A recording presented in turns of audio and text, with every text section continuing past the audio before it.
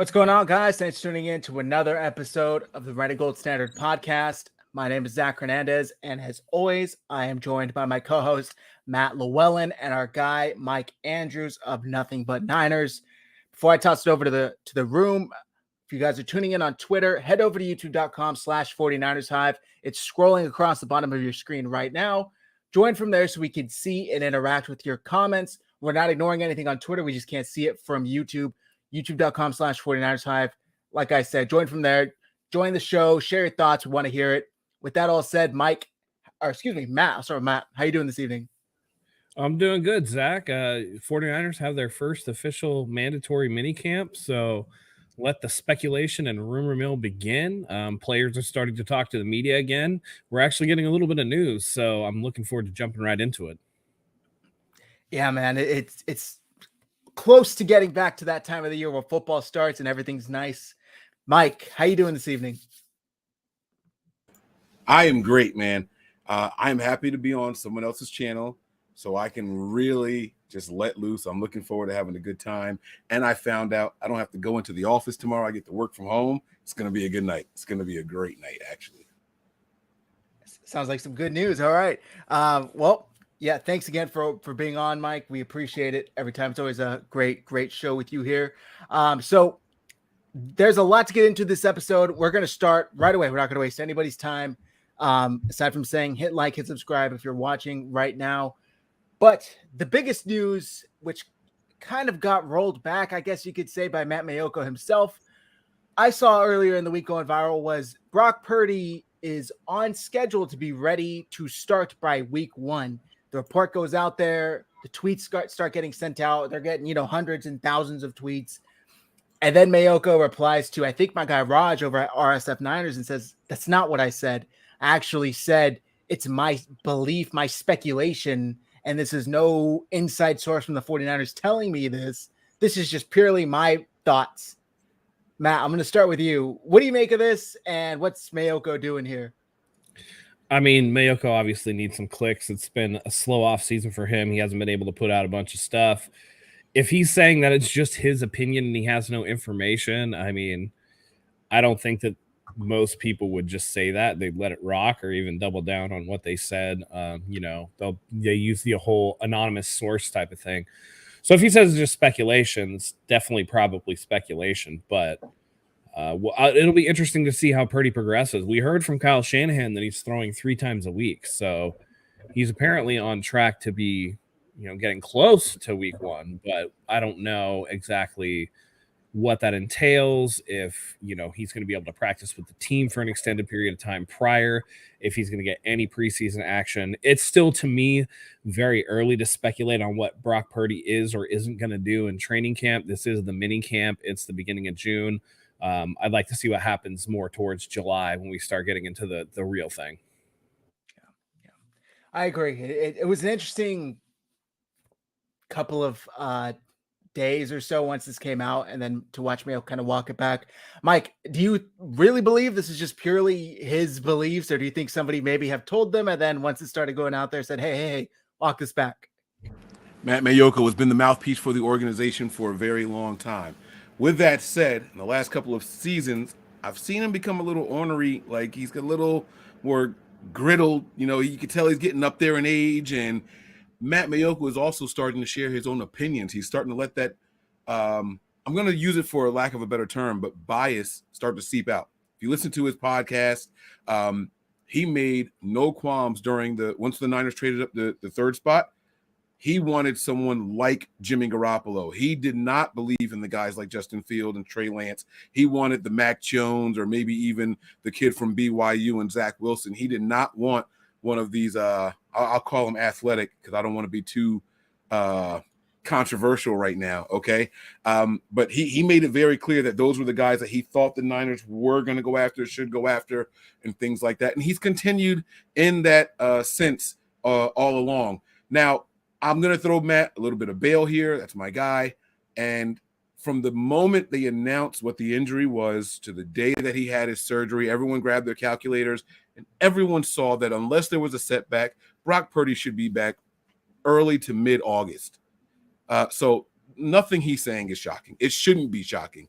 at all. And this is something that I've actually been hoping for. I want Brock Purdy to be 100% go as soon as possible. And I think Matt was just out there saying how he wants things to go out. I don't think that he got any word from the Niners, because normally he doesn't address things. Once someone says, oh, if Matt Mayoko said it, it's got to be from the team. He's the team's mouthpiece. He usually lets those comments go.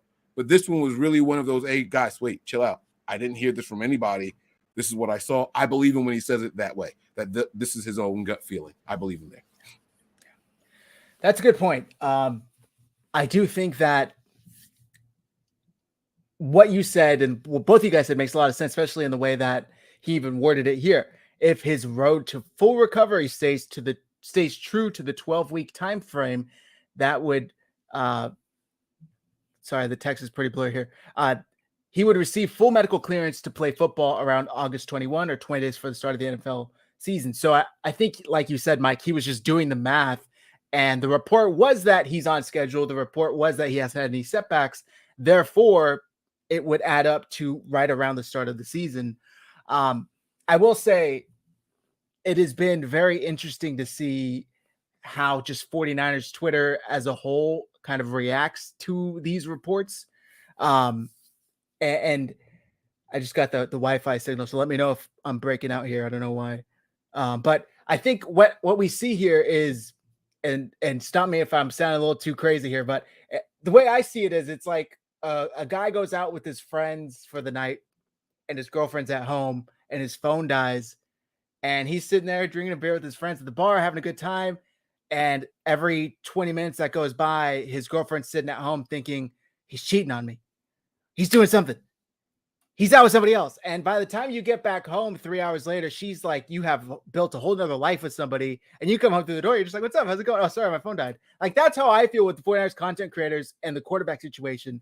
Like, I probably Grant Cohn, and no shade to Grant Cohn, but I saw him basically tweet something along the lines of, with all we know, Trey Lance should march into Kyle Shanahan's office tomorrow and tell him, if you're not going to start me, I demand a trade. And I'm like, what do we know? We know almost nothing. All we know is that he hasn't been healthy enough to play. So I think we allow ourselves to build up this entire narrative with crumbs of information, if any at all, to go off of.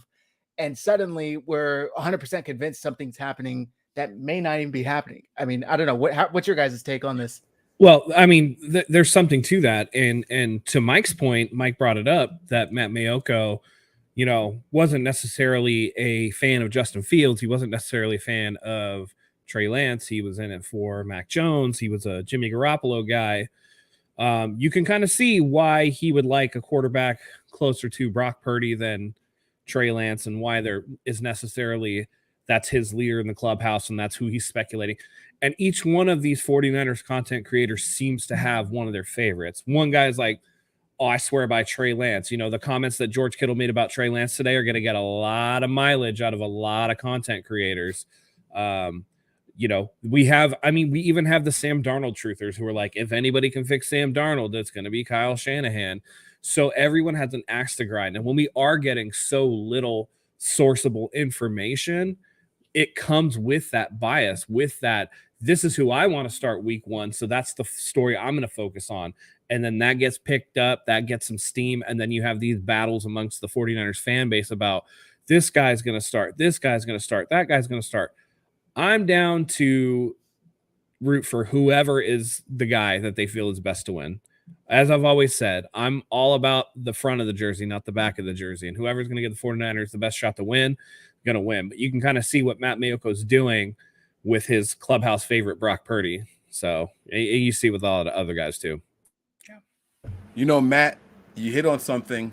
First, before I go, Zach, are we going to come back to the thing that you said about Trey Lance being traded, or are we going to talk about that later? No, go ahead. Speak on it now. No, I don't want to speak on it now if it's going to be a topic later. But I will say this. Matt hit on something. Right away, he said content creators, right? I have concluded the 49ers don't have fans anymore. They're all content creators, whether they're content creators in spaces or they're on YouTube or they're doing podcasts or whatever. Everybody is a content creator. So unfortunately or fortunately, however you choose to look at it, right now, anything that comes out from an actual beat writer becomes a topic on the show. It becomes a topic on Twitter, and they have to expound on it. And so everything you said it, Zach, where you said, we're taking crumbs and making a whole pie out of it. Like that's what we're doing right now, because everyone is content creating.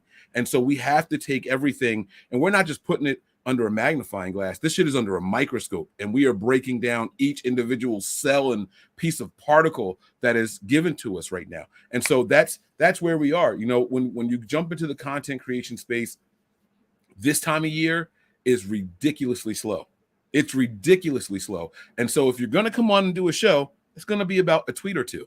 That's going to be your topic base for a show. And so everything is amplified 1,000 times more than what it actually should be. And I think that's where we are right now. That's why I was asking if we were going to discuss the whole Trey Lance trade thing, right? Like Grant saying, for all we know, blah, blah, blah, blah, blah. Let's just dead that now.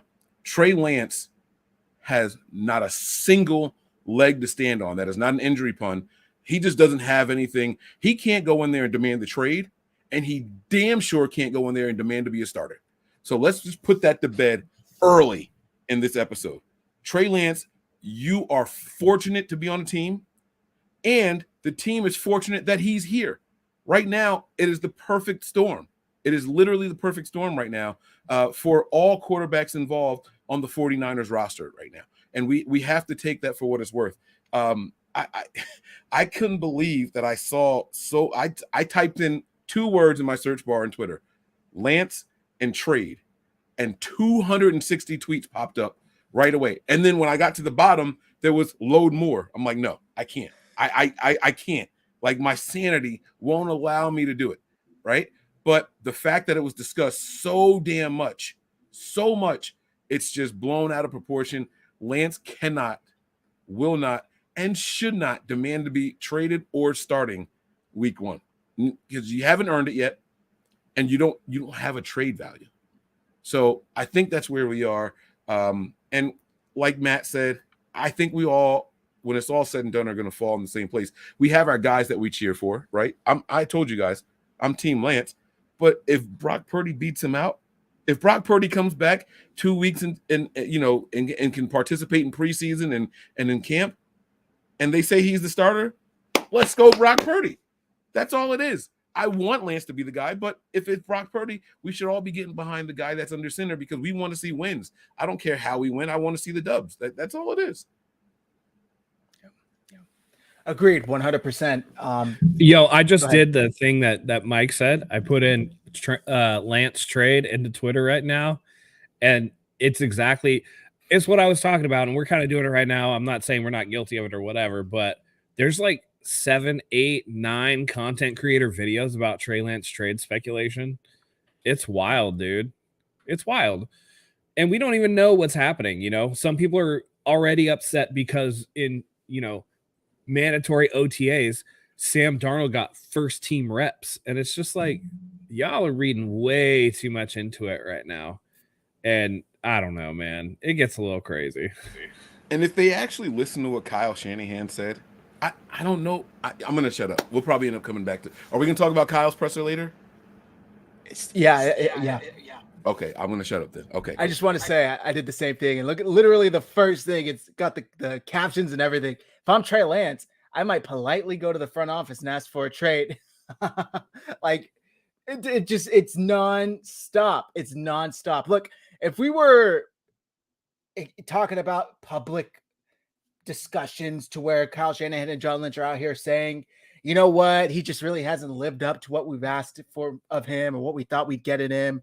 We're open to moving it, but that's not the case. Like, there have spoken very positively about him. The players are speaking positively about him. And I'm very, very tired of reading tea leaves, watching people read the tea leaves, especially when not even 6 months ago, we were watching Brock Purdy have to throw with one arm, which he couldn't even throw. He had to hand off with one arm because the 49ers ran out of quarterbacks. Now, all of a sudden, if Trey Lance is going to be used as a starter, there's no space for him here. Are you kidding me? When's the last time the 49ers made it through with an entire season with one quarterback? With just one. Right. And not only that, I mean, just because Purdy is cleared, we don't know how effective or ready he's going to be for a season just because he's cleared. We don't know what that's going to look like. We don't know if there's going to be some rust. We don't know if once he starts ramping it up, there's going to be a setback or if there's going to be this and that.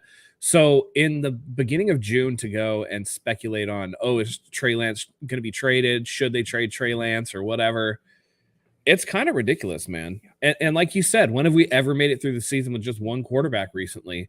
I mean, you want to see what you actually have in Trey Lance. He's been curtailed each of the 2 seasons that he's been in the league.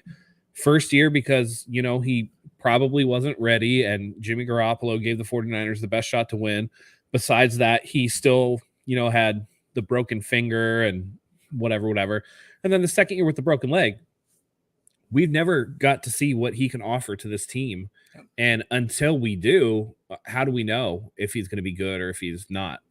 And a lot of people will speculate you should get rid of Lance while he still has some trade value. And it's just like, you think it's going to be a lot. It's not. It's not. You're talking about what? A 4th round pick versus like a 6th or 7th round pick or whatever. What do these people think they're going to get for Trey Lance sight unseen? They're not going to get enough. Not enough to justify what they gave up. And no matter how you slice it, that's always going to be a point of contention. Now, if Brock Purdy turns out to be the real deal and you decide to move from Lance because Lance can't get it done or what have you, that kind of softens the blow a little bit. But there's no mistaking that until you see what you have from Lance, that trade looks pretty shitty on the part of the 49ers at this moment in time until we see whether he's the goods or not. If he's the goods, all is forgiven. If not, that's a tough pill to swallow. A little bit easier with Brock Purdy, but still, all the same, you moved up and gave up years of first-round draft picks to not even play a guy. Yeah.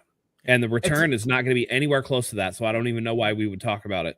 No. To add on to that, it's not like the 49ers have Aaron Rodgers, Tom Brady, Peyton Manning coming back from injury. We have Brock Purdy, who had played all of 8 games before getting injured, was a 7th round pick. Like he's still a massive unknown as it is.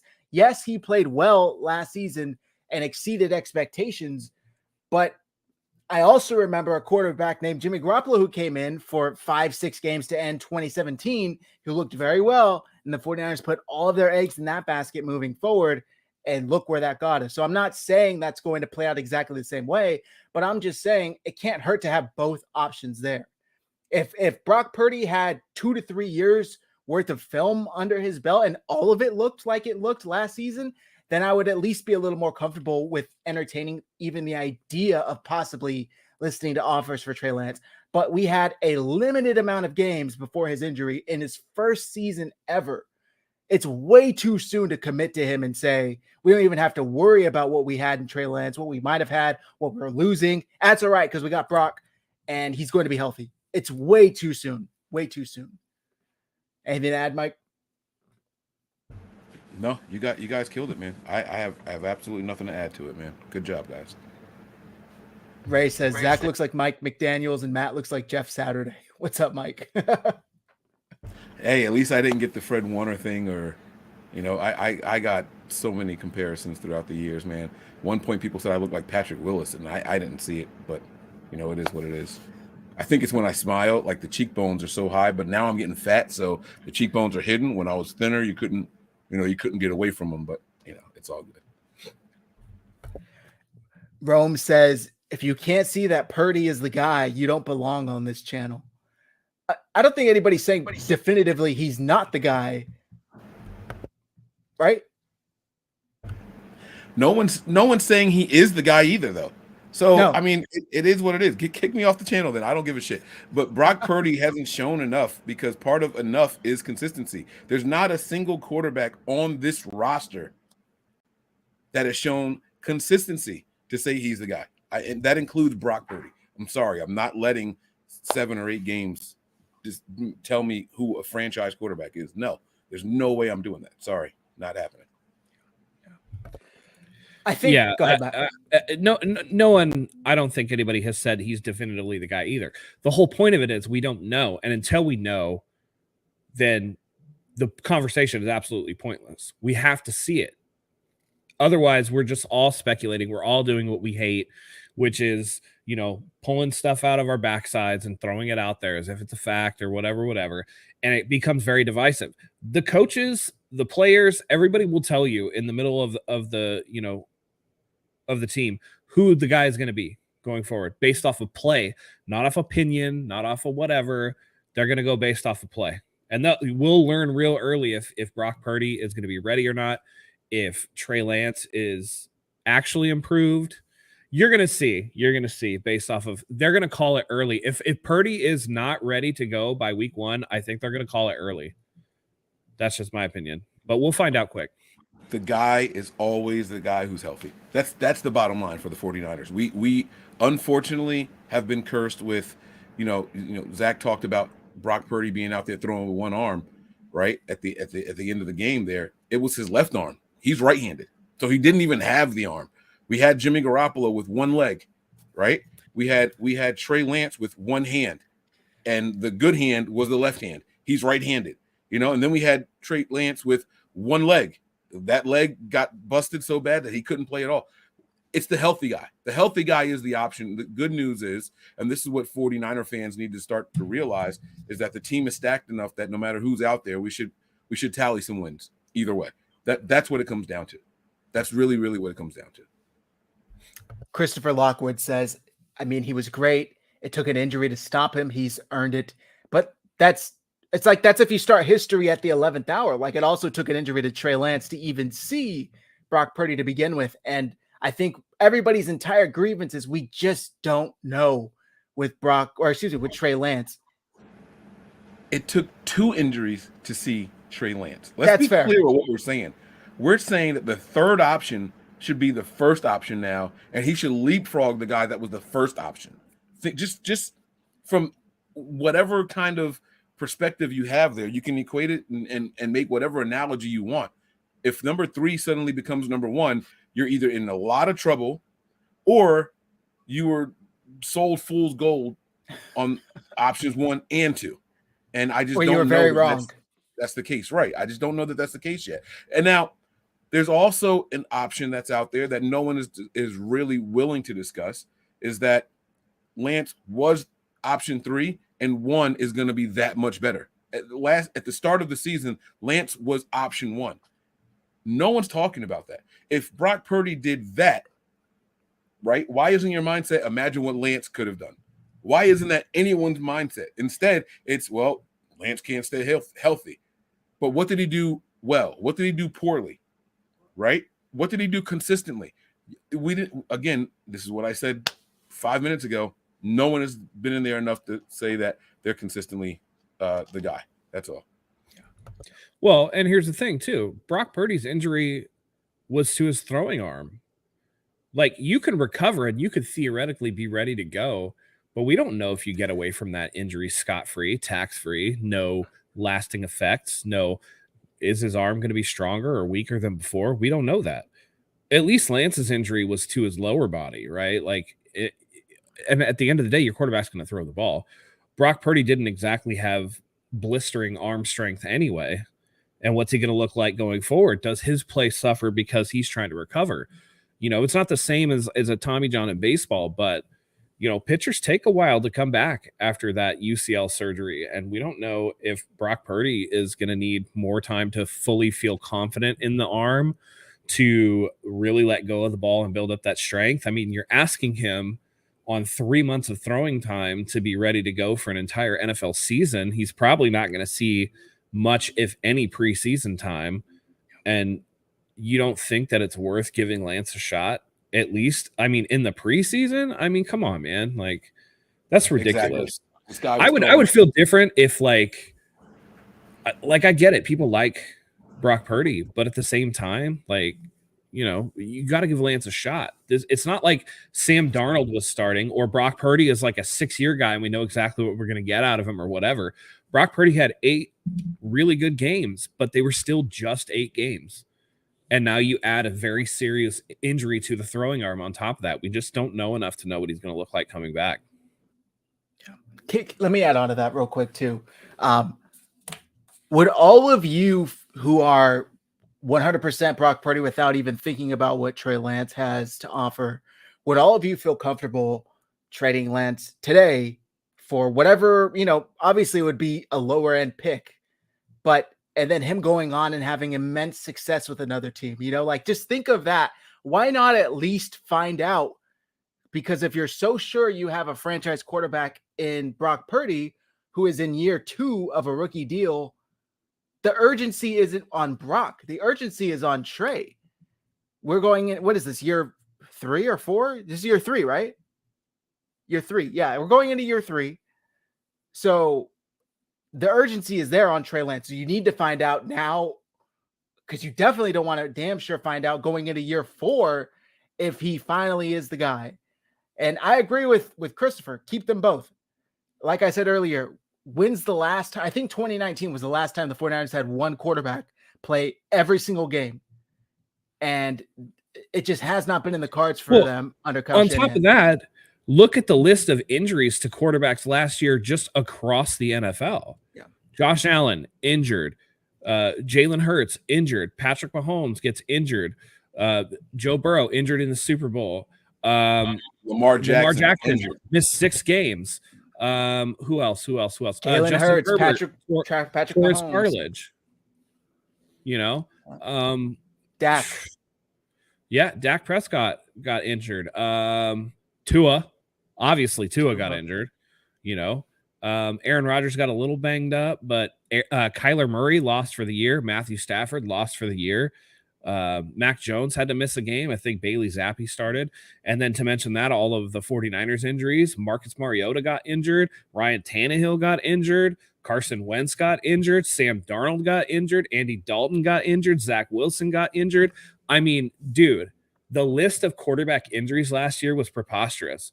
So even if you think Purdy or Lance is the guy, the money is on both of them playing at some point. And we got to stop looking at contracts and value. Oh, well, they're saying if we get rid of Trey Lance, Brock Purdy is a much cheaper option and all that stuff. You got to look at the quarterback rooms based off of all the injuries. Total up the cost of the quarterback room. That's what you're paying for. It's no longer about one quarterback. No one's getting through a full season anymore. The extra game is gonna make a difference. The extra playoff game is gonna make a difference. All that stuff is added into it. Meanwhile, the league has not added an extra bye week, so the injuries are naturally going to continue to build. They're naturally going to continue to build, and so this is not a one-off.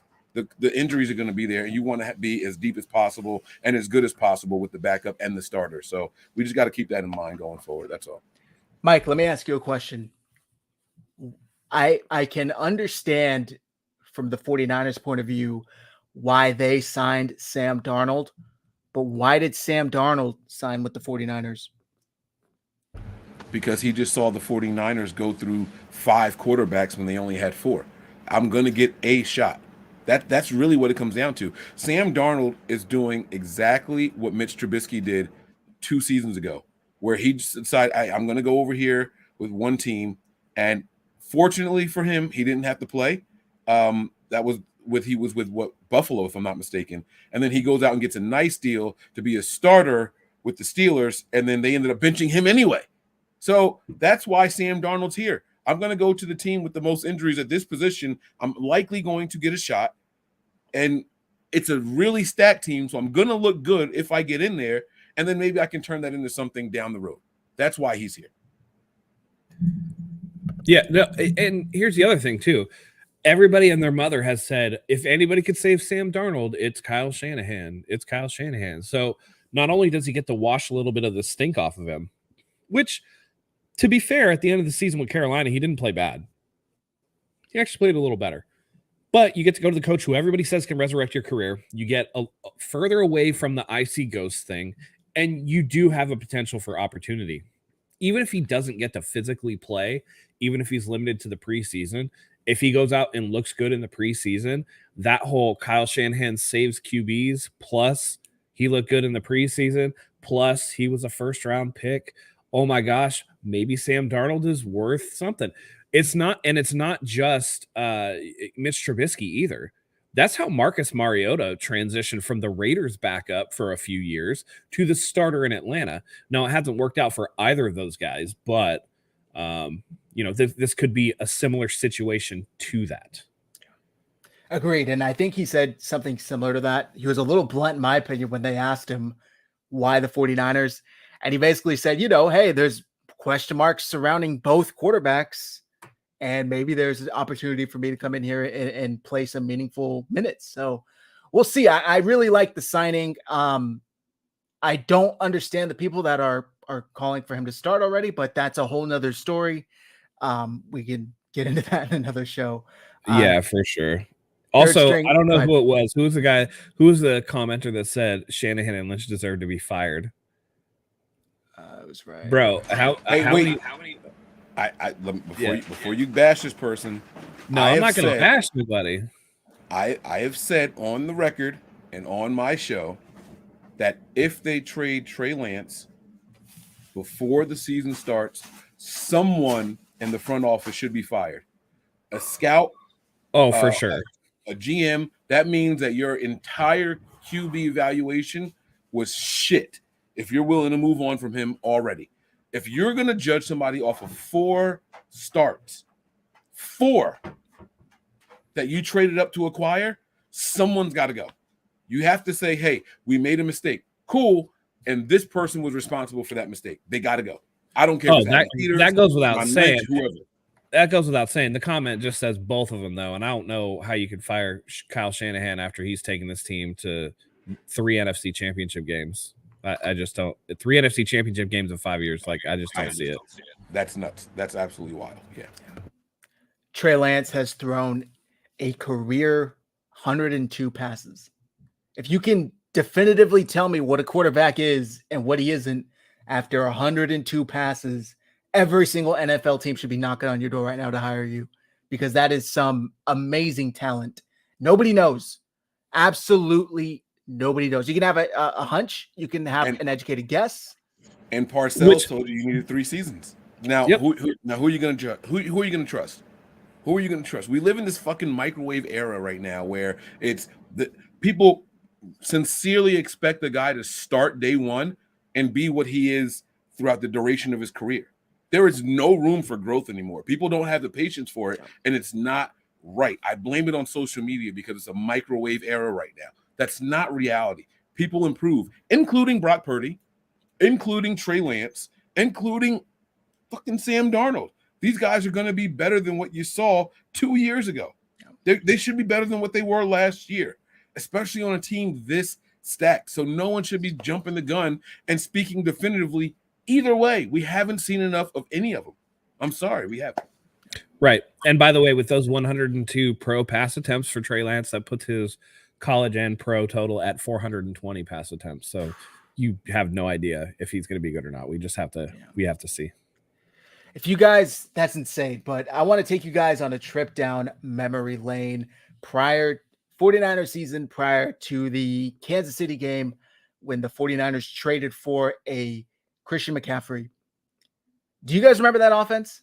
What the offense looked like, struggling to put up points, struggling to keep the defense in games? Following a Elijah Mitchell injury, our RB1, yes, I do remember what he looked like. It was pathetic. And another off season where Debo just comes in overweight and not ready to play. Yes, because he was in his feelings about a contract he eventually got anyway. Another slow start. I remember those offenses. I do. I remember the torrential downpour in Chicago and the pathetic safety pick 6 in Denver. I remember all those things. So just go back to that point in your head and then think about the magnitudes of improvement that Christian McCaffrey alone made on this offense. We never saw that Trey Lance with that team. Do we not owe it to ourselves to at least see him with the same team that Brock got? Because they didn't have the same team. He didn't have George Kittle. He didn't have Christian McCaffrey. Debo Samuel was fat You know, like these are things that are verifiably true. Bro, I'm glad you said it. I didn't want to be mean. He said it himself yesterday. So, you know, it's just think about that, you know? That's all I'll say. It's the nonsense again that goes into it all. You know, it's like, oh, we saw what Brock Purdy did, and he was phenomenal. But what would Trey Lance have done with those same weapons? What would Trey Lance have done if the defenses were being based off of a position other than the quarterback position? See, when he was in there, it was okay. We think we know what they're going to do. Elijah Mitchell's not there. There's no George Kittle. We have a good feel. If we just double Brandon Ayuk and we take care of George Kittle, they're in a tough bind. Brock Purdy never, not once had to deal with that kind of pressure. And I'm not giving an excuse to Trey Lance. What I'm saying is what Zach was just saying. Don't we owe it to ourselves to see what Trey Lance could do in that same exact offense? Then you can start saying, all right, maybe he's not the guy. If he goes out there and he just absolutely sucks, right? Because there were a couple of games where Brock Purdy, he might have thrown 2 touchdown passes, but it was 172 yards. You know what I'm saying? But then he also had some games where it was 285 yards, right? He had some games where it was 3 touchdown passes, but that was with a stacked and loaded offense. We haven't seen that with Trey Lance. So you can't say one guy can do and another guy can't do. The real question comes down to how much more do you want to see from Trey Lance than what you saw from Brock Purdy to convince you that one guy is the guy over the other? And I personally don't care to see more. I want to see sustained success. Show me consistency. That's what I want to see. And that's where I think Brock Purdy has the one up over Trey Lance, because Trey Lance has never played consistently with the starting offensive team. He's never played with the same personnel for 2 games in a row. It's never happened in his career, professional career. That's all it is.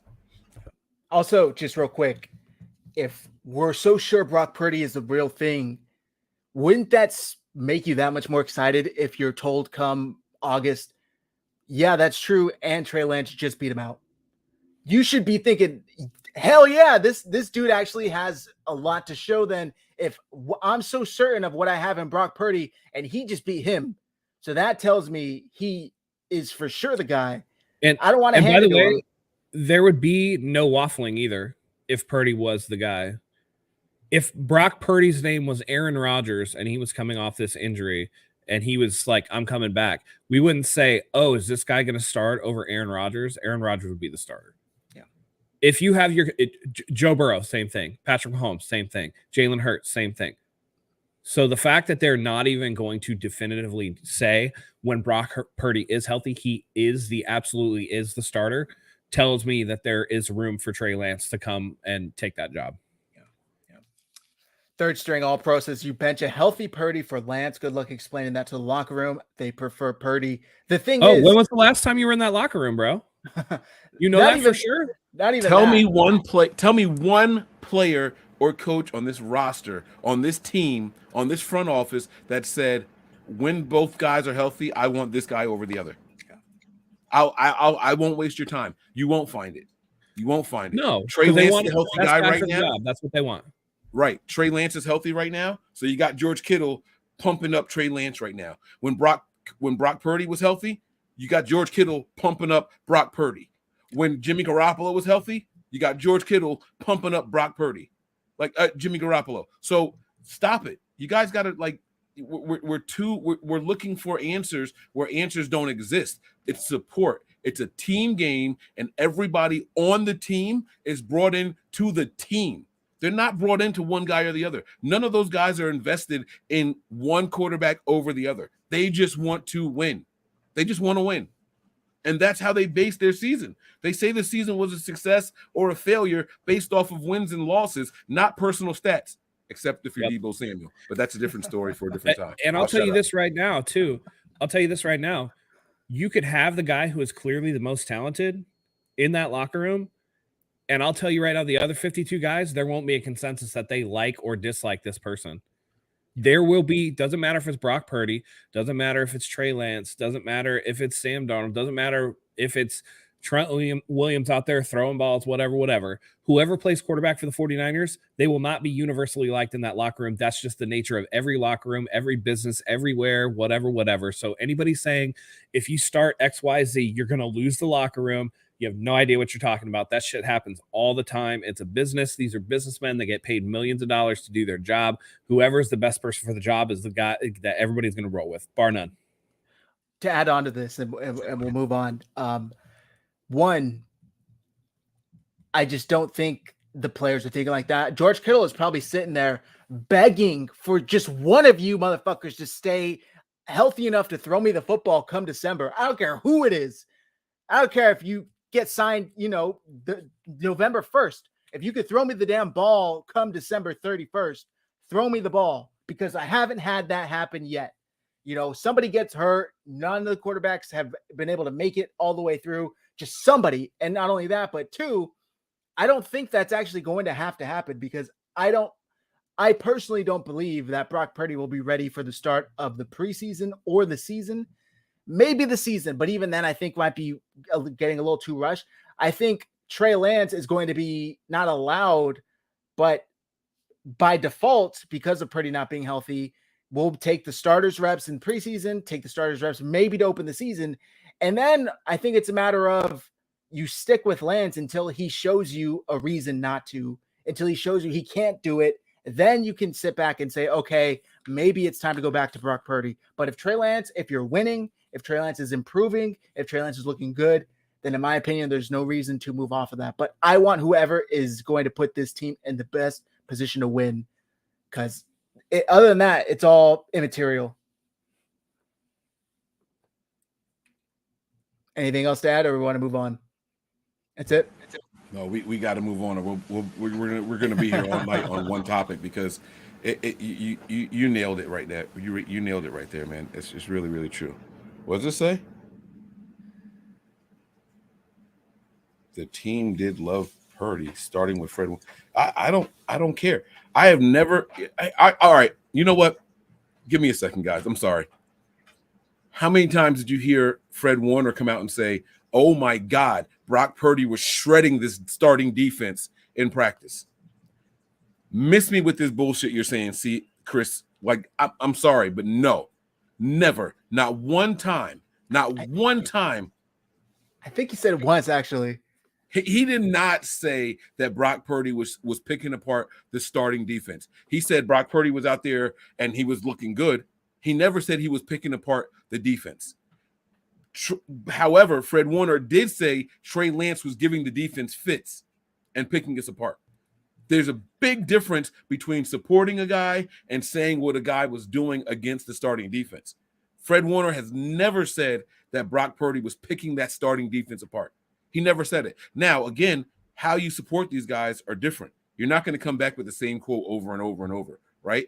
Both can be the same, both can be true, but he never said that. He never said that about Brock Purdy. And I want, I really sincerely want Brock Purdy to be the guy, because if he beats out the guy that we traded up all this draft capital for and all that, then I feel that much more confident. I got Trey Lance in my background right now. I am Team Lance. And if the Niners come out and say, hey, we went through it, we had a competition during the offseason, and Brock Purdy is the guy, I feel that much more confident, because I know what I think Brock Purdy can do. I know what I think Trey Lance can do. And if they decide to go with one guy over the other, I'm that much more excited, like Zach said about 10 minutes ago. That's where we are, man. We got to chill out. We got to chill out. And it's also very easy to like a guy when you're winning. And there's a common expression amongst all teams: the backup quarterback is the most popular guy in town. So if you start Trey Lance, people are going to be cheering for Brock Purdy and wanting to see Brock Purdy. You start Brock Purdy, there's going to be a contingency out there cheering and hoping for Trey Lance, no matter what we do. This does not end this season. I'm just telling you guys right now. It doesn't end this season. We saw it with the drafting of Trey Lance, and we saw Jimmy Garoppolo in there, and we all wanted Trey Lance to play. The benefit of last year is that there wasn't that opportunity because Trey Lance was hurt by the time Brock Purdy was ready to go. So now we're going to see what happens. And, the fans are all going to see whoever's the starter, you're going to get those calls for the backup. Yeah. This the third string all process. Fred gushed over Purdy. Go watch Bosa's press conference after Again, Seattle on they Thursday won night. on a short week in prime time. Purdy didn't even have a good game that game. He didn't even ball out that game. He didn't. It's easy to gush over somebody when you have a hard-fought victory. It's easy to do that. Now what happens when Brock Purdy doesn't have a touchdown, throws 3 picks? Are they still gushing over him? If you lose by 20, if you start 2-5, are you still gushing over him? Or are you wondering, And yes, shit, we got this guy over on the sideline? the answer to your question, Matt, is yes. They will still gush over him because Well, what they they'll will. say They is, will publicly. They will publicly. I'm talking about amongst themselves in the locker room. right. Are they still going to ride or die like they seem to out in public? Because none of these guys will go out in public and just shit on a guy. They just don't do that. And that's been my entire point. That what they'll say if Brock Purdy has a bad game or if the team doesn't win is we have to play better as a team. We put too much pressure on Brock Purdy. We put too much pressure on the quarterback, and we have to be better. We've heard this all happen before. We have been covering this team for far too long to fall for it. We, as content creators, have to stop falling for the comments that the masses make. They will not ever bash whoever is at the starting position. I heard people defend guys like Nick Mullins. I heard them defend guys like CJ Beathard. I heard people chanting for Troy Smith. Stop it. Stop. That doesn't mean that they're the best option the team has. It means that we're going to ride with whoever the coaches say is the starter at the time. That's all it means. Can I address some of these comments and then we'll move on because I did not mean to spend 48 minutes on this, but in their defense, I think we had just said you will not find any comments or so-and-so, picking one quarterback over the other. I think that's why they're saying these players came out publicly and supported the quarterback here. So I think that's where they're coming from. And that's what they're always going to do. Yes, I agree. I agree. You can see the proof in the pudding in a lot of other ways, right? Like Jimmy Garoppolo didn't go throw at tight end you, but Trey Lance is going to throw at tight end you. Like there's things that not twice. Second time, yeah. And it's not things that you have to say publicly, right? I've seen Trey Lance hang out outside of games with George Kittle and Trent Williams and those guys and stuff. Like that speaks more volumes to me than the normal just PR speak that they're going to yeah. the microphone. You know what I mean? That's just how it goes, Brock Purdy too. You can like both guys personally and still understand that one's going to be better than the other for your team. And we're not and even if one is playing significantly better than the other, you're not going to shit on them publicly because that's your teammate. And the quarterback competition hasn't started yet. Let me just go ahead and say that now. I don't know when we're going to get to Kyle Shanahan's comments, but the quarterback competition has not started yet. He made it very, very, very clear in his presser just a day ago that the quarterback competition doesn't start until training camp. He says OTAs is to get you ready for the competition. That's all it's for. Kyle said, I'm not paying attention to any of that stuff right now. We're just out there running plays. One guy will get some starter reps. Some guys will get backup reps. But the comp is to get you ready for the competition. So throw everything out that you've read, all the stats that you've seen about the starting quarterback, and this guy completed 6 of 9 passes. This guy was 11 of 13 or whatever. Oh yeah, we're definitely gonna be in that season again. The competition has not started yet. Per Kyle Shanahan, Brock Purdy was throwing a towel 3 weeks ago. A towel. Stop with this whole, the competition has already started and this guy is ahead. None of these guys are ahead. The competition hasn't started yet. We're just going through the motions. Right. That's all. And by the way, there's a comment in here saying that Purdy here, this one, West Coast, Purdy slander is simple. He's a threat to Lance. Now Trey Lance just can't stand it. Nobody's even slandering anybody in here. We're saying whoever's the best for the job is going to win the job. Right. And I don't understand how people don't get that. It's a very simple concept. Trey Lance said, did you see what Brock Purdy did this season? I wouldn't want to be given the starter job. I want him to be healthy so we can compete. I don't want anything handed to me. I don't want to be given a position based off of where I was drafted. I want to go out there and earn it. Yep. So don't tell me that Trey Lance is nervous. He doesn't like it and he's mad. He's not mad at all. This kid is handling this shit. He is a cucumber in the fresh produce drawer of your refrigerator. He's cool as shit right now. He has nothing to lose. You know why? I'll give you some reasons why Trey Lance isn't worried right now. One, I was drafted much higher than him. Forget whatever you want to say. He's got favor in the building. You can say what you want. I don't give a shit about those 8 games. He's got favor in the building. Number 2, he's got nothing to lose, even mentally in his world, because his contract, being a first-round pick, 3rd overall, is fully guaranteed. He's not worried about money. He's not worried about who gets the starts. Hey, you want me to be the backup? That's cool. As long as I'm on your roster and I haven't been cut, my money is still guaranteed. So no matter how you dice it up, Trey Lance is ready to go out there and perform. It doesn't matter how you try to break it down. You want to say that Brock Purdy looked better in his starts than Trey Lance? Yeah, that's cool. Fine. You know what? I'll even agree with you. But Trey Lance knows I didn't have all those weapons. I didn't have the time. I didn't play as many games as him. And now that I'm healthy and he's not, I'm ready to go out here and show you guys what I can do. And on top of that, our coach didn't run you into the back of our fucking center 50 times. He ran me like, come on now, Kyle Juszczyk. He's letting you drop back 7-step drops and sling it. Like, we did not see Trey Lance get those same playing calls. All right, I'm going to hit a couple bullet points. Not going to respond to then a couple quick things, and then we'll move on. Is that all right with you guys? Yeah, just real quick. Third String says, so was Kittle's presser yesterday just BS based on your logic? Guys will always say the right things on the mic. That is very true. That's called media training. Yes. Some of the positives will be real positives, but they will almost never let out anything negative because they've been trained to deal with that. So exactly. Yep. All right. So I'm just going to hit a couple of these real quick, and then we're going to move on. Let me see. Christopher Lockwood. It just seems like the team was happy when Trey went down. I hate to say that, just what I heard. I agree with you. That was even Mike Silver's piece. People saying it feels like 49ers football is back when Jimmy Garoppolo went back in, and it was largely thought to be Mike McGlinchey or Kyle Juszczyk. It was a little weird.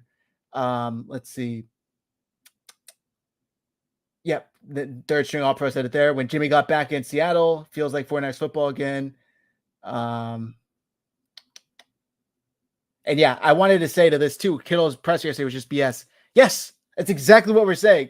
It's a trope for a reason. We got to play better. We got to play 110%. We just got to go out there and do our job. Like, these are athlete tropes for a reason because they all say the same thing. They're not going to come out there and critically analyze. And when Mike was talking about them hyping up everybody for the past 4 or 5 years, it took me. I've seen these guys defend Jimmy Garoppolo throwing a ball straight to a linebacker. They can defend anything. They can make anything sound good. So it really does need to be taken with a grain of salt because they're not going to come out there and publicly bash their teammate exactly for the other one, even if they do. And like also, the other one. This comment here, third string, Purdy runs the table, wins 2 playoff games, and the narrative is that's cool. Now move along. We've seen enough. Crazy to me. That's not what the narrative is. The narrative is Brock Purdy going to be healthy by the start of the season? And if he's not healthy and Trey Lance plays well, you're not just going to automatically go back to Brock Purdy. You have to see what Brock Purdy is post-surgically. Exactly. I don't understand. We've made that clear week after week after week after week after week. Yeah. That at least on this show, I don't know. The narrative could be that out on Twitter, but on this show, at the very least, we've always said whoever's the best for the team is going to get the start. Yeah. I'm not married to any other guy. Now, this comment just came in. That's a good question. Clark's Hard 49, would this be a different conversation? Purdy never got hurt. I think so, because I think the 49ers probably would have gone to the Super Bowl and had a really good chance at winning it. Yeah. Likewise. If Purdy doesn't get hurt and they win the Super Bowl, then we're not even having this conversation. Obviously, you would ride with Purdy if he just won the Super Bowl. Now, I know Mike feels different about that. We've talked about that before, but yeah. If, we're not having this level of conversation at the very least. All right, we're going to move on from the quarterback talk. Continue that only to took an have hour. a conversation. Yeah, continue to have a conversation in the chat if you guys would like. We're going to move on to the pressers that just happened. And specifically, I'm going to start with Deebo Samuel's presser. Excuse me. And if you guys have anything to add, feel free, but let me pull it up. I thought I had it here, but I must have closed it out. Basically, he was talking about how terrible his 2022 year. Oh, here. You know what? I have it here. Let me just shut up and let him say it. You guys don't want to hear my voice. Let me get this out of the way. Bear with me here. All right. When all was said and done last year, would you assess your season last Oh, year? it was awful. It was awful. Yeah. In what way? Every aspect.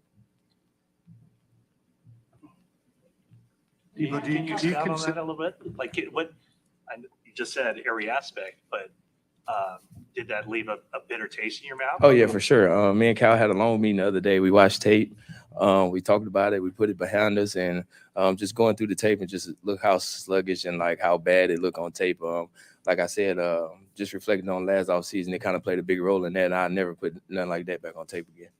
Did you feel it as the season was going on, or was it not until you went back and watched it? I was kind of behind the 8 ball a little bit for us, being in my routine that I normally be in for us the offseason, getting ready to play because, like I said, a lot of distractions was going on. But, yeah, I kind of felt it, but I was just, trying to will my way to help the team in every aspect possible. Does it affect what your goals are for this season? Oh, not at all. Shout out to NBC Sports Bay Area. Me and Kyle had a long conversation and went over the tape the other day. I know Christian McCaffrey came in here and took all my touches. Kyle, I'm sure it's known, even if it wasn't said, and this is my opinion, I'm going to put this down because I firmly believe this. If Deebo Samuel has a season that's closer to the one he had last year than closer to the one the year before, his ass is going to get cut. They're going to get out from under that contract because they have to pay Brandon Ayuk. And Brandon Ayuk, in terms of pure wide receiver, is the better pure wide receiver. And Christian McCaffrey just took on your gimmick role, and he's under contract and on a more team-friendly deal for the next 4 years or 3 years, whatever it is. Yeah, somebody said in here earlier that Debo held out and wanted more money because he knew how he was going to be used with Trey Lance under center. I don't think that's the case. I think he thought he was going to be used more like a running back and get his body beaten up more. But as soon as Christian McCaffrey came in, Kyle Shanahan was like, yeah, we don't need you anymore. It's cool. Go run your routes. It's fine. We got, like they still used him occasionally, but the necessity was not there. And here's the thing. I've always talked about it. Deebo Samuel coming in a little bit heavy, a little out of shape, maybe needs some time, soft tissue injury type, blah, blah, blah, blah, blah. You know who never comes into camp out of shape? Christian motherfucking McCaffrey. Him and Nick Bosa take fitness to the extreme. It's pretty ridiculous. Those guys are always on point. And Deebo Samuel up in a club saying like, nah, I don't want to be here while he was getting his contract stuff, blah, blah, blah, blah, blah. He knows that he has to have a good season and it's important. And I respect the fact that he could say, yeah, that affected me and I didn't play well and I'm never going to put anything like that on tape again. I respect that. So, it's good that he's saying that, and I hope that he's very motivated to come back and prove that last year was more of a fluke. Because if not, then I just don't think Deebo Samuel's going to be on this team in 2024 if he has a season more like last year.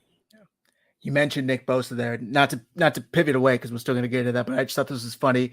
Matt Mayoko tweeted this out, just how, according to both of them, how this conversation went. How you doing? How's the workout been going? How's Florida? How's the boat? You look tan. Your legs still look big. What are you going to do today? And Nick Bosa replied, I'll probably be in the weight room. I see he's got that stash now he's rocking. Mike, what did you think? Back to Deebo Samuel, what did you think of his comments on his 2022 season? I should not be the guy going first because I'm going to derail this whole show. But it's fine. I'm here. You gave me the floor. It's mine now. Deebo Samuel might be the most selfish player on the 49ers' entire roster. I have heard George Kittle ask this question the last 3 seasons in a row. Now, hear me out. Hear me out. I saw Matt's eyebrows. Oh, no. That was for the comment who said that Nick Bosa got pancaked and he need to get better, get stronger. He was the defensive player of the year last year. Jesus fucking. What are you talking about, bro? Like, come on, bro. Come on. We've seen the 49ers as Niners. We've seen guys like Aaron Donald neutralized. If you think Deebo Samuel's supposed to go, Nick Bosa is supposed to go out there and just be dominant every single game, every single snap, you don't watch football. Teams game plan for the best players on defensive lines. They do that. And the Niners do it well too. And that does not diminish anything that Aaron Donald can do. So let's just stop with the nonsense, okay? Let's stop with the nonsense. Every player gets beat. Every lineman's going to get pancaked one way or the other. I've seen Nick Bosa knock dudes on their ass. That's just how it goes sometimes. But guess what? He wins more reps than he loses. I'll tell you that. Exactly. And in the biggest moments of the games, he rises to the occasion. That's All right. what So you back want. to what you were saying about Debo and George Kittle. Yeah. So Debo might be the most selfish player on the team. They asked him straight up, what do you think about your season last year? I have heard George Kittle ask the same exact question the past 3 seasons in a row. You know what happened the season before that? George Kittle set the tight end record right before that. And so after that, they asked him, hey, what'd you think of your season this year? And you know what George Kittle said every single time after that? Hey, we won a lot of games. We went really far in the postseason. I'm happy with it. I don't care what my personal stats look like. The team was winning, and I'll go out there and do that. If they want me to be a blocker, I'll be a blocker all game long. If they want me to go out there and be a decoy, I'll be a decoy all game long as we're winning games. You know what happened when they asked Debo this question? Me, my stats, what I did, what I looked like. That's not 49ers football. You guys can tell, you can throw tomatoes at your TV right now. I don't give a shit. This is the most selfish player on the entire 49ers roster. And they asked him, let me be very clear with what I'm saying. They asked him, what do you think of your season last year, right? Your season encompasses the 49ers season. If you made it to the NFC Championship and only lost that game because you didn't have a quarterback, most guys are happy with the way the season went, but maybe not happy with how the final game went. You know what I'm saying? That's how George Kittle would have answered that question. Hey, we made it all the way to the NFC Championship. You know, we won games. We put up a lot of points. We were the dominant offense. We were the dominant defense. And that's all I could ask for. I don't care how I was used. I don't care about my personal stats. That's George Kittle. That's a leader. However, Debo decided to say, oh, no, I'm never going to put out film like that again. It's all about me. It's all about me. Yes, the question was directed to you, but there is not 1 verse 11. It's 11 on 11. And if the other 10 are doing good and your stats suck, they suffer, George Kittle is happy as long as the other 10 are doing well. Not Debo. Not Debo Samuel. Not Tyshawn Debo Samuel. Tyshawn felt like, well, my numbers weren't where they were supposed to be. My numbers weren't what I expected. My numbers were a disappointment, and I will never let that happen again. I talked to Kyle, and we said that my numbers weren't sufficient. It's never going to happen again. And while I respect him taking onus for his lack of production, that's cool. That's great. There was nothing about the team included in his recap of the 2022 NFL season. That is a fail for the highest paid wide receiver on this stacked ass team. That is a fail on the 49ers roster. That is a fail. It's a fail. I wanted to say this so much last night on the show that I did with Wayne, but Wayne is Mr. Debo Samuel. I didn't want to start an argument, but I'm here. I told you guys that I had some bullets in the clip and I was saving them up, and here's one of them right here. This is the most selfish motherfucker I have ever seen on the 49ers roster in my entire life since Kyle Shanahan has been here. There's not a single player that has felt this way about his personal production, including Jimmy Garoppolo, the starting quarterback for 80% of Kyle Shanahan's tenure. You understand what I'm saying? He made this answer all about him. He had the opportunity to pivot and make it about the team. We did blah, blah, blah, blah, blah. It's not about my stats. That's how he should have started this response. Hey, what did you think about your season last year? It's not about my season. The team won, and that's a success to me. Now, as far as my personal goals, I didn't hit those goals, but we won more games than I expected. We were on our third-string quarterback, and we were still in the NFC Championship game, and I feel like we had a good game plan. We heard him say that on the I Am Athlete podcast. Had Brock Purdy not gotten hurt, we had a plan to beat the Philadelphia Eagles. We would have been in the Super Bowl if Brock Purdy stayed healthy. He had the opportunity to pivot that conversation and not make it about him. And you know what he did? He heard, how was your 22 season? Oh, man, no. I'm never going to do anything like that again. I came in, there was some distractions. Fuck you, dude. You made the distractions. You were in the club and they held up the sign and said, come back. And he was in there doing this. Nah. You motherfuckers not going to pay me. I don't want to hear it. I don't want to hear it. I'm not here for that talk. Kiss my ass, bro. I'm not here to suck up to a single player in these colors. Not a single one of them. I ride for this right here. I ride for the 49ers. Mike Andrews. That's what I ride for. Debo apparently rides for himself. If his stats, let me ask you guys this question. If Debo went out there and had 1,900 all-purpose yards, 11 all-purpose touchdowns again, you think his answer would have been the same if they only won 8 games? No, he would have been like, oh, I went out there and I did what I was supposed to do. The team didn't. He would have started throwing motherfuckers under the bus. I went out there. I lived up to my expectations. I went out there and I showed you guys why the 49ers paid me the way that they did. No, kiss my ass, bro. This is a team sport. And every time they asked George Kittle about how his personal season went, because let's keep in mind, George Kittle got his big contract after his career season. And ever since then, he said, hey, as long as we're winning, I don't care. That has been George Kittle's MO since he got his contract. It's not about me. There's 10 other guys on the offense. And if we can score points, if we are winning games, I am happy. If you want me to be a blocker all game long, that's what my job is. That's what George Kittle said. You know what Debo said when they asked him that question? I'm never going to put out film like that again. I'm never going to look like that again. There were some distractions in the offseason. No, you created those distractions. Where's the accountability? Don't tell me there were some distractions. No, you were the distraction that entire offseason.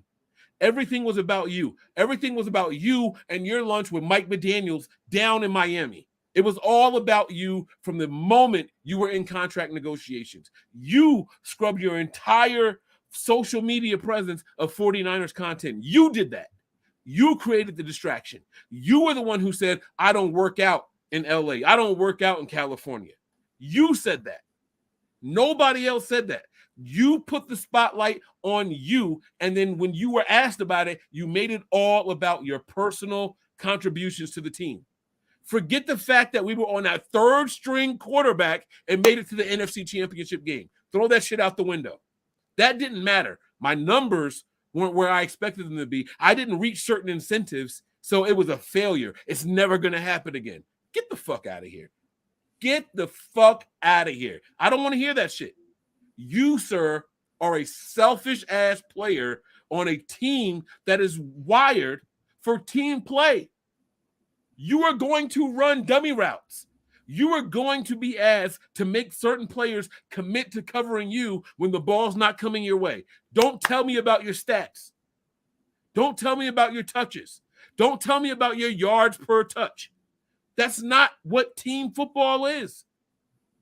And that's exactly what he made this. So, yes, I was extremely disappointed with everything Debo said in his answer about how his 2022 season went. Who hurt me is Debo Samuel. That's who hurt me. Put that shit back up. There's no shame in my game. I don't care. Debo hurt me because this is a team game. You can have the best wide receiver in the entire NFL on your roster. I don't care. It's not about him. This is the ultimate team sport. There is no other sport in the entire world that relies on every link in the chain being strong. There's no other sport in the world that relies on it. You can have the best shooter in soccer. You can have the best batter in baseball or the best pitcher in baseball. Those guys are going to go out there and make that defense chill out. You got the best pitcher. You got an ace in baseball. Hey, outfielders, take it easy. I got this. He can't hit what I'm about to throw at him. Don't worry about it. This is the ultimate team game. And Debo went out there and answered that question about his season, all about him. Not acceptable. He is literally the only 49er player I have ever seen do this. And I'm going to flip it to Debo, to Brandon Ayuk. I know someone out there is going to say, well, Brandon Ayuk said, I was the fourth option on team and still got 1,000 yards and blah, blah, blah. Right? Yeah, he said all that. And he said I was the fourth option. He didn't complain about being the fourth option. He said, even with being the fourth option, this is what I was able to do in this offense. That's bigging up the rest of the team. That is showing props to the rest of the team. I was the fourth option on this team. Guys like Deebo Samuel are ahead of me. Guys like George Kittle are ahead of me. Guys like Christian McCaffrey are ahead of me. And I still was able to do X, Y, and Z. This is the ultimate team game. Deebo dropped the ball here. He absolutely dropped the ball here, and nobody is willing to hold him accountable. Well, guess what? Mike Andrews is here. I'm holding him accountable for what he said. This was an absolute asinine comment to make at the podium the first time we hear from you this offseason. Get your fat ass back in the gym, bro, and do something. Focus on the team. Focus on the fucking team, because that's what it's all about. I don't give a shit if you have no catches. If we win 17 games, your season was a success. That's the answer we're looking for. That's what we want to hear. You ran through every quarterback on your roster. Every single one of them. I don't want to hear about your personal accolades. I don't care about your incentives. I don't care about your touchdowns. I don't care about your yards per touch. None of that shit. How was your season? The Niners, we made it all the way to the NFC Championship. And if Brock Purdy was healthy, we would have dominated those bum-ass Eagles. That's what I wanted to hear. Instead, he made it about himself. He dropped the ball in the situation. I'm done. I'm going to shut up. Do we have a graphic for that? We should. Let me see. You just need to play something. There's something got to go over that whole thing.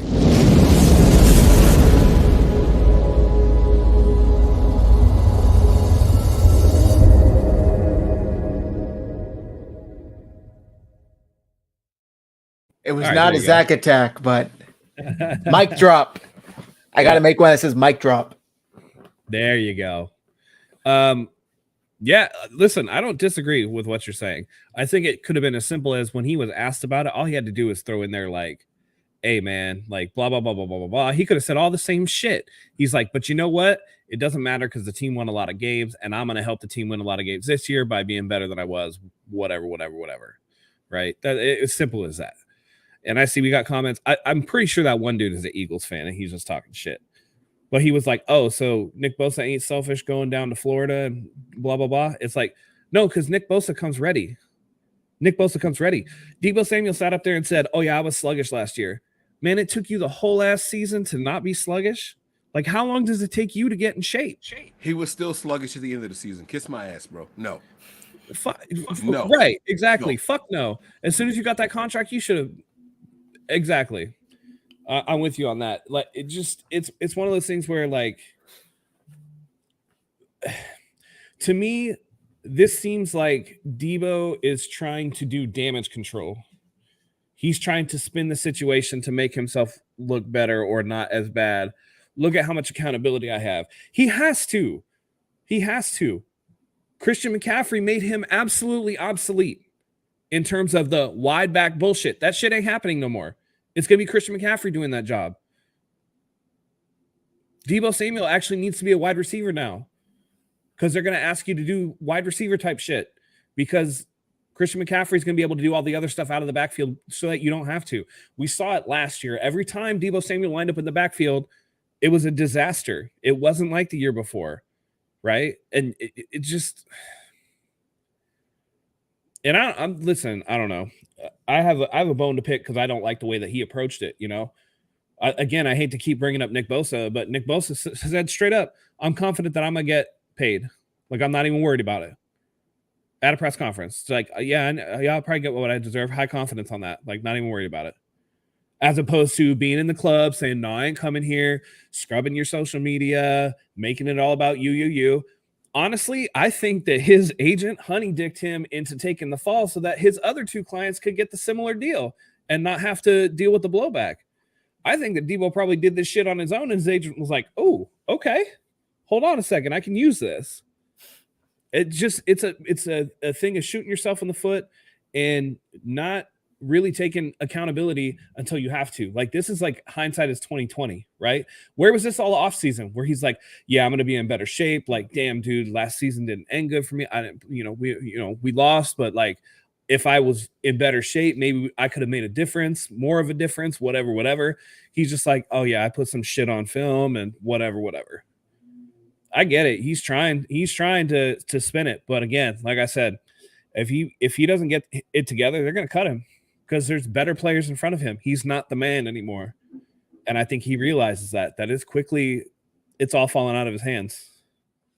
So did we get to Ray Holiday's comment yet at 10:56? Did that get popped up here yet? Now let's throw it up. I can't click it, but Ray Holiday. He says this one. Yep, that's it. He says, and this is why I can't watch this show anymore. Mike be tripping. Of course, Debo was going to be worried about his performance. Any player would, laughing my fucking ass off. What the fuck is the argument here? I told you what the argument was. Let me ask you this question, Ray. All right. If Debo had 1,800 all-purpose yards and 11 touchdowns this season, how many more games would we have won? Probably not a single more game than what we won. We would have just piled on to what already happened. The Niners didn't have a bad record last year. Do y'all forget this? Do y'all forget what the Niners record was last year? Do y'all forget that we ran off like fucking 9-10 wins in a row last year? Are y'all excluding this from your memory?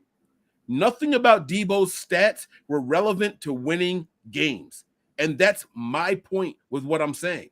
And if you don't get that, then I'm sorry. I'm sorry you don't understand what I'm saying. I apologize if I didn't relay the message properly to you. Let me do it without yelling. Let me do it without yelling. Okay? Ray, Debo's stats were irrelevant because the team was winning team ball. The defense was on fire. Brock Purdy was efficient, and we won games handily. The closest game, the tightest game that the Niners played was that Seattle game where we only scored 20, 24 points, something along those 21, 24, somewhere in that range that we won that game with. That was the tightest game. We didn't need Debo to go out there and put up 120 yards receiving, 85 yards rushing, and 3 touchdowns. That wasn't the need. That wasn't necessary for the Niners to be successful. It's supposed to be about the team winning games, and we did just that. Let me tell you guys this little secret also. Debo being completely healthy, if he came in shape, if he came in to his expectations, to his standards, it would not have changed the outcome of the season because we lost the quarterback position. That was Debo's opportunity to say that right there in that moment. It didn't matter if I came in here ready to play or if I didn't. This team went on to the NFC Championship game, and the only reason we lost had nothing to do with me. It had everything to do with the quarterback position because we got hurt. We had someone who couldn't throw the ball. That was his opportunity to take the spotlight off of him and make it about team ball. And he didn't do it. Not one time did he say, yeah, I might have fallen off as a running back, but Christian McCaffrey carried the weight. Yeah, I might have fallen off a little bit as a wide receiver, but Brandon Ayuk stepped up. I was happy to be a distraction. I was happy to be a blocker. I was happy to be the guy that was a decoy. He dropped the ball in all. If Debo said those things, you know what would have happened? Everyone would have said Debo had a good year because he played his role. If he had said those things in this moment, when asked this question, we would have said Debo was a team player. And I would personally be applauding Debo because that's what it's all about. He instead chose to make this all about his personal stats. He made this all about numbers for him. Forget the team. Forget the amount of wins. He made this all about him. And that's what I'm trying to get to you guys. That's what I'm trying to explain to you. This was not about the success of the team. Debo was disappointed in his production. His production doesn't mean shit. Let me tell you guys something. In my opinion, Mike Evans is a top 5 wide receiver in the NFL today. Today, Mike Evans is a top 5 wide receiver. Don't look up his stats. Don't tell me about his numbers. Tampa don't win, though. But Tampa didn't win shit. You can have all the top 10, top 5, top 3 stats you want in your entire career. If your team's not winning, it is worth zilch. Nada. Now, I will say, if he went the route, like you said, was like, oh, we didn't have anybody to throw, it doesn't matter if I came in or not. I think that would have got some pushback just because that seems like, oh, who gives a shit? But I get where you're coming from. And Terradome, let's be clear here. I see your comment at 11:10. At 11:10, Terradome says, Mike, you just don't like the guy. Say it. You're wrong. I don't want Debo off of this team. I don't want him gone. I actually want Debo on this team because when you have guys like Debo, Ayuk, and George Kittle, it makes it a lot easier for guys like Christian McCaffrey and Elijah Mitchell. It makes it so much easier because any of those guys can take it to the house. If we didn't have Debo in there and you substitute Danny Gray hasn't proven shit. Debo has. Make them respect you and then be the distraction. Be the decoy that the team is looking for you to be, or be the star they're looking for you to be. I want Debo on this team. You will never find a single moment where I said this team is better without Debo Samuel. Now, I have been asked a very direct question before.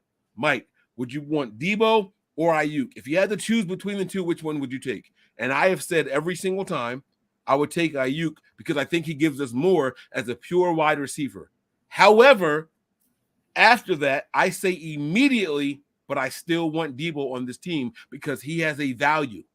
His value isn't stats. His value is not about the production that he brings. It's the fact that he's a threat, and offensive-minded people are going to use that to their advantage. Defenses are going to have to plan against that, and he makes it easier for other players. I am as pro Debo as you're going to find out there. Me, I am pro Debo, but you don't have to be the star for me to be pro you. And that's my entire point. That is my entire point. I don't want Debo off this team. And in an ideal world, we would be able to afford Debo Samuel, Brandon Ayuk, and George Kittle.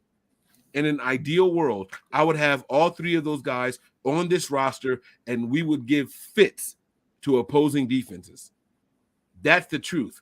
But don't come to the podium talking about your personal stats. Can I offer a counterpoint here? I'm going to shut all the way up. You go ahead and do it. No, you're good. You're good.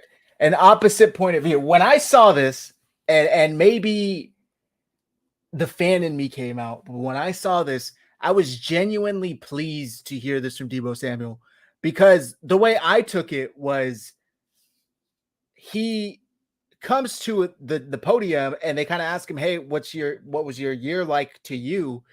And he probably is like, let's just fucking address it. The elephant in the room, right? Clearly I had a down year. Clearly after just balling out, I held out, bet on myself, and demanded more money or a trade, and I got it, and then I shit the bed. So you guys are probably looking at me like, what the hell makes, why makes you think you had the right to do that and then come out here and shit the bed? I thought he took a little bit of ownership. I didn't take he was making it about himself over the team. I didn't take it in that way, but I do see how you can say it the way you've explained it, Mike. But I was happy to hear it because Debo, for the most part, is a bit of a bullshitter with his answers, and I think that this was kind of one of the rare times where he was honest. Yeah, good but or bad, he was honest. He was forced to be. I think he was forced to be. You talk about because the of how elephant things in the played room. out. I think about the elephant in the room. It's his fucking circus. That's true. He was the one that created this problem, And I'm not going to address the first part of this comment, but if he said if McCaffrey had a sluggish season, y'all would be okay with it. If McCaffrey has a bad season, it's not because he didn't prepare. That's the difference. Yeah, that's a problem. Terradome said, oh, Debo missed this game, this game, this game, and this game.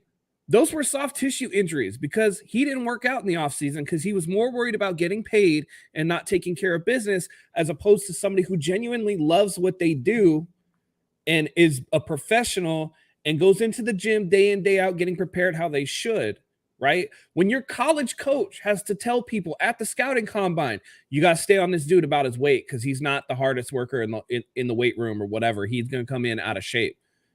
That doesn't bode well.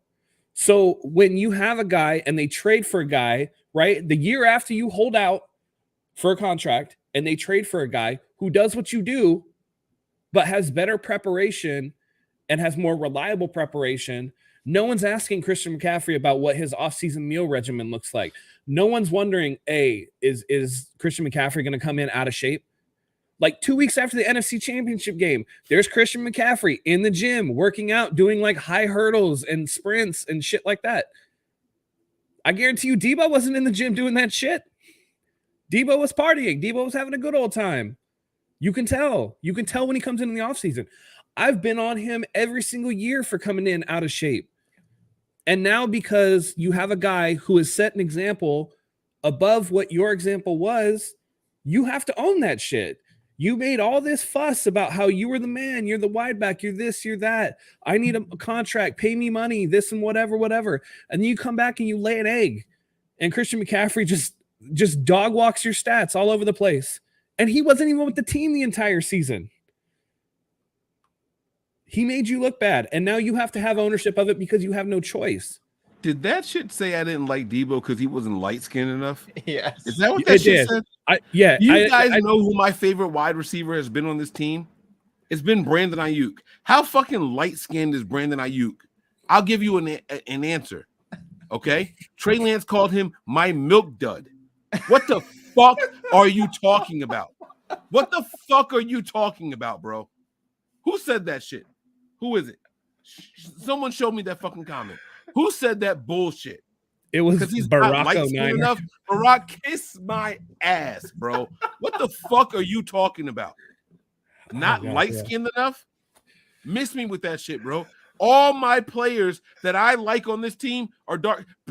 Bro, don't come on. Don't make this about complexion. Don't make this about race. I think that was a troll. I mean, it's with a name like Barack Niner. I think that's if you think for a second that I was bigging up George Kittle, Terradome is in this chat right now, and he'll tell you I go after George Kittle more than I go after Debo Samuel. I'm on the fucking show, and I'll tell everybody that Mike goes after George Kittle more than he goes after Debo. Terradome, please attest to that for me, please, so they know that I'm not fucking racist. Yeah, I get it. My wife is white. I understand. I get it. I understand what the outside perception may be, but my wife will tell you I don't fucking like white girls. That's not my thing. She just happens to be the person that I fucking fell in love with, and there's no shame in my game for that. She'll tell you I don't like white girls. I don't give a fuck what y'all talking about. Debo has the complexion for protection in my book. Maybe not in society's book, but he's got it for me. I'm going to go to bat for those guys every single time. But when we're talking about team ball, Debo dropped the ball here. He dropped the ball here, bro. Well, and the whole point of it was, you know, I only brought it up, not the first part, because the first part's complete horseshit. It's stupid. It's whatever. We don't even need to, like I said, address that stupid shit. But the second half of it. There you go, Terradome. Say it. That's cool. Sorry, guys. That's cool. He knows I go to bat for Ahkello Witherspoon. Ahkello Witherspoon is darker than me.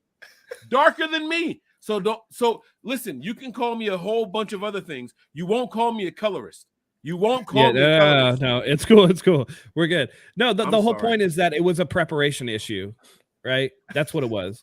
Nick Bosa comes, works out in Florida or whatever, only comes and shows up like when he has to. But the team's not worried about that because he's doing the shit that he's supposed to do, right? Trent Williams come in and he's ready to go. Like just about everybody on this team is ready to go. I saw Javon Hargraves, yesterday, just blowing up pads, man. He came in, he's ready to go. Like that's how it is. With Debo, we've had to worry him coming in out of shape. That's just what it is. And that's why as soon as I saw that quote, I sent it in the chat and I tagged Matt, and I sent it to Mike too in the other chat. And I said, I want to talk about this because Matt has been talking about this since his rookie year or sophomore year, saying his rookie year, Debo's been out of shape almost the beginning of every single season. He comes in out of shape, and it lingers with these soft tissue injuries. So it's always his hamstring or his groin or something like that. And those are all things that you can condition and improve upon. You might not be able to get rid of them completely. That's just the nature of the beast. But you can't tell me when you come in chubby and out of shape and look like you haven't touched a weight in 3 months that you're doing everything you can on the strength and conditioning front to get ready, right? Like, my fat ass ain't going to go out there and run a marathon right now because I ain't been training for one. So why does Debo think that he can show up to an NFL training camp out of shape and expect to be 100% ready to go or whatever, right? This isn't spring training in baseball. This isn't whatever where you have a bunch of time to get in shape or whatever. Man, football is very physically demanding, and he needs to come in shape right away. It's not basketball, right? Come in a little bit out of shape, but you're running every day, so you'll get there. So you'll get there This is quickly, football. right? It's completely different. You guys, specifically the two of you, have been privy to information that most have not been privy to. You guys were a part of the Nothing But Niners chat when Eric Crocker was in there, when the 49ers Hive guys were in there, when the Nothing But Niners guys were in there, and Eric Crocker said something very, very distinctly when we drafted Deebo Samuel. Hey, I just heard from his coach in college that if you don't stay on top of this guy about his weight and about his performances, that he will let his body get away from him. And that was the only concern that they had for him coming out of college. You guys were privy to that information. That's where I heard that. Yep. And that stuck with me too. That's where that information came from. Not Mike, not me, not from any of you guys on this panel. You guys heard that information from a direct source, his personal coaches in college. This isn't a Mike take. He came in, and by the way, for the record, not once have I mentioned how he showed up to 49ers camp last year. I have never once mentioned that. Matt mentioned it tonight. Matt mentioned it tonight, not me. You want to know why I didn't mention it? Because Debo's always come in and reported overweight, in my opinion. In my opinion, he's always come in that way.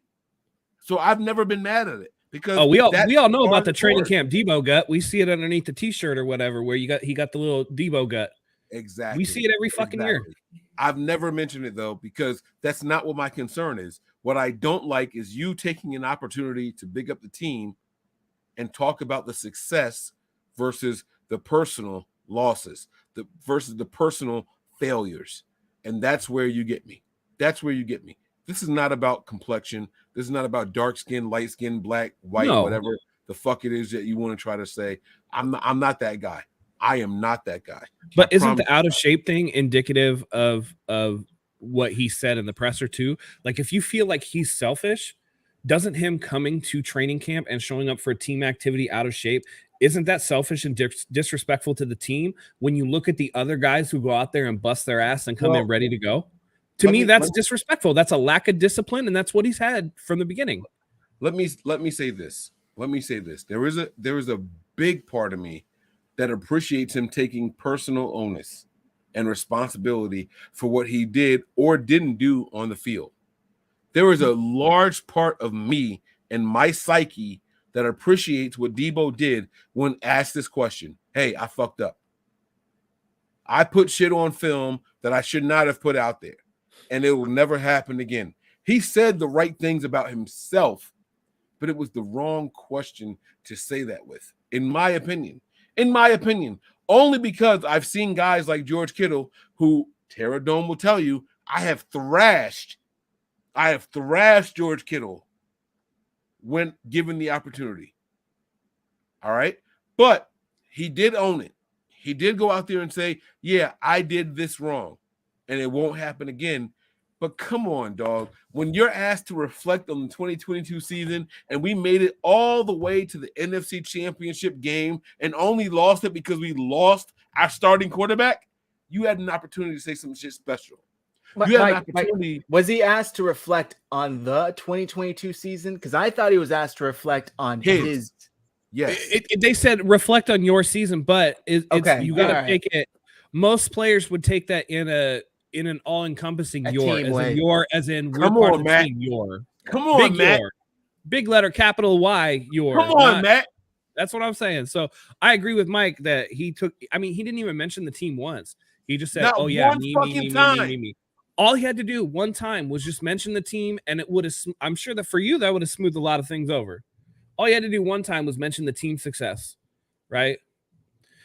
Hell, I would have. Listen, we all know why he took ownership, and like I said, because he had to. But for me, I think that it would have been a lot better if he would have been like, hey, man, the team had a great season and I played like shit. So I better get on it. Otherwise, they're not even going to need me anymore. Well, And that would have also, been like straight up legit. to add to that, what are the chances that he says, Kyle and I had a very long talk the other day, and then this is the first time we see him take any ownership for anything, ever address him being out of shape? Kyle probably sat him down and said, you need to get your shit together or you're not going to be here much longer. Like, I'm not going to put up with this shit. We got Ayuk we need to pay. We're drafting receivers every year. Yes, maybe not in the top rounds, but we can replace you. Like, we just almost went to the Super Bowl with you having a very, very down year. What does that say about your, necessity to be here from my perspective? So the very least you could do is take care of yourself and show up and do your part of the job and make my job a little easier. So Wayne said something, and I don't know if it's true because I have not gone back and watched the play. But Wayne said that on the play that Brock Purdy got injured, Debo's guy was what's his name? Reddick? Who's the guy that hurt Reddick. Hurt Purdy? Yeah. It was Reddick, right? That was the pass rusher. So according to Wayne, I have not gone back and watched the play since Wayne said it because I don't remember the play the way that Wayne does. Wayne said that Debo ran a route towards Reddick, and the design was to make Reddick declare to Debo and pull him away from the pass rush. Is this the play? Yes, sir. Oh, let's go full screen, baby. Let's go full. Wait. Don't start it yet. Where's Debo? He Top of is the at the screen? top. Debo's up top. Oh, so that's not it because he came from the other way. Where's Reddick? Yeah. Reddick's Reddick's here. down there, number 7. That's not it then. So that can't be it. That's not. Oh, wait, it. no, this isn't it. That's Josh Johnson in there. Okay. Sorry. Okay. That's my bad. So you got to find me the play. Let me Now, find it. According to Wayne, Debo was supposed to run towards Reddick and make Reddick declare that he was going to cover Debo. According to Wayne, I don't know because I haven't looked it up. And I didn't comment when Wayne said it because I did not know. But according to Wayne, Debo was supposed to make Reddick think, I got to cover this guy on this play, and then he would have been able to hit Ayuk down the field.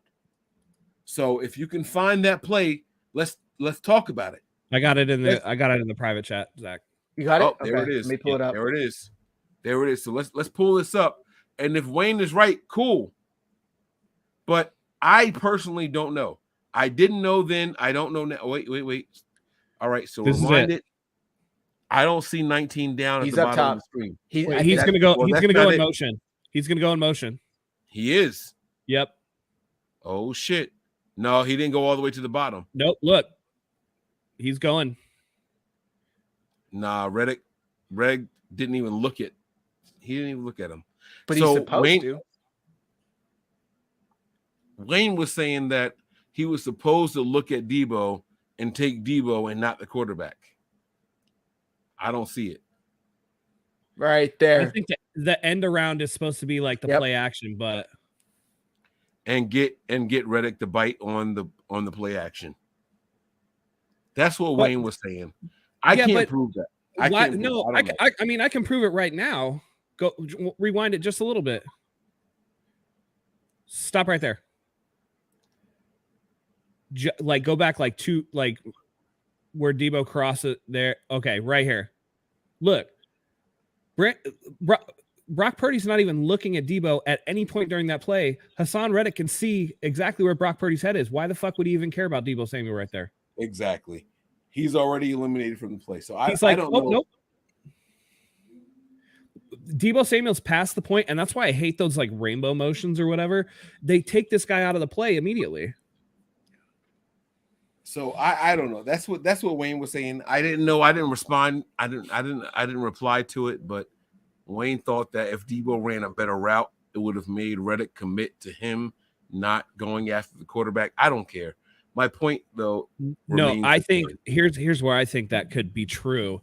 If Debo Samuel ran a straight motion rather than rainbow motioning, then that could have been the difference. But when you see Hassan Reddick get by the tight end and can see Brock Purdy staring down the field and Debo Samuel's behind, like I don't care about Debo. Even me, I'm like I don't care about Debo Samuel at that point. He's not even looking that way. I don't care. I don't give a shit about that. Like I can go get him now. So that's that's where that is. Yeah, I'm cool. All right. I had a couple of things, but I really got to wrap up. So we'll have to save them for the next show.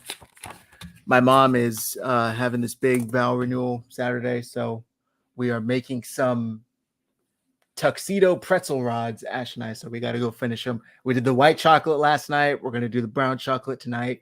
It's going to look super cool. Maybe I'll tweet a picture of them. If you guys want to check them out, my Twitter's on the screen. Is there anything else you guys want to talk on before we wrap up? I mean, we're gonna get into peak bullshit narrative season, so that'll be something for sure. Yep. It'll be interesting to see, but we gotta get in here more regularly because the season's picking up, and we're gonna bring you guys that shit all season long. For sure. I just want to emphasize that Kyle Shanahan made it very clear quarterback competition has not started yet.